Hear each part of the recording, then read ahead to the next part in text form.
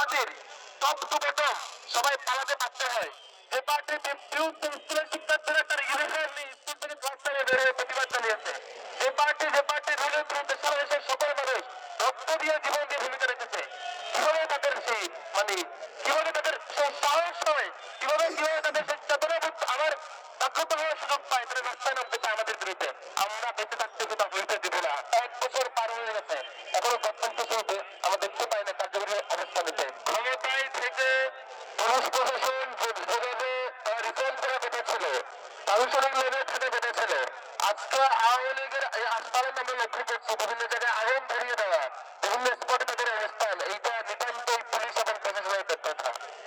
এইটা আমাদের জনগণের দায়িত্ব না, আমাদের শিক্ষার্থীদের দায়িত্ব না রাস্তায় বসে বসে পাহাড়ে দেওয়া।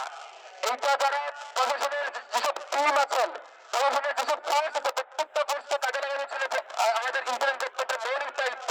এবং ইন্টারিম গভর্নমেন্টের দায়িত্ব ছিল কোনো একটা জায়গায় যদি প্রশাসনের সেই লোকেরা ব্যর্থ হয়, তাহলে সেখান থেকে জবাবদিহিতার আওতায় নিয়ে আসা, তাদেরকে শোকজ করা, এই চাকরিকে বরখাস্ত করা, ওদের নতুন করে এই ফোর্সগুলোকে নতুন করে লোক নিয়োগ করা, তবু সেটা রিফর্ম করা সহজ ছিল। আমরা 1 বছর পার হয়ে গেছে, এখনো গঠন চলবে, আমরা দেখতে পাই না কার্যকরী অবস্থা নিতে।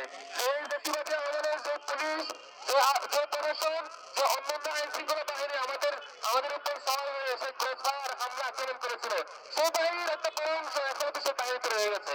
সেখানে রিফর্ম করার যেটা কথা ছিল, আমরা দাবি জানিয়েছিলাম, কিন্তু তারা আমলে নেননি। আজকে তারা তাদের দায়িত্বের গাফলতের কারণে প্রত্যেকটা জায়গায় যে বিশৃঙ্খলা হচ্ছে, সন্ত্রাসী কার্যক্রম হচ্ছে, যেখানে পুরো জাতি, সকল শিক্ষার্থী, সকল বয়সের মানুষ আওয়ামী লীগের সন্ত্রাসী কার্যক্রমের সরাসরি বিপরীত অবস্থান নিয়েছে, সেখানে গভর্নমেন্টের ফোর্স যে ভর্তি হচ্ছে, তারা দায় সারা বক্তব্য দিয়ে পার পাওয়ার চেষ্টা করছে।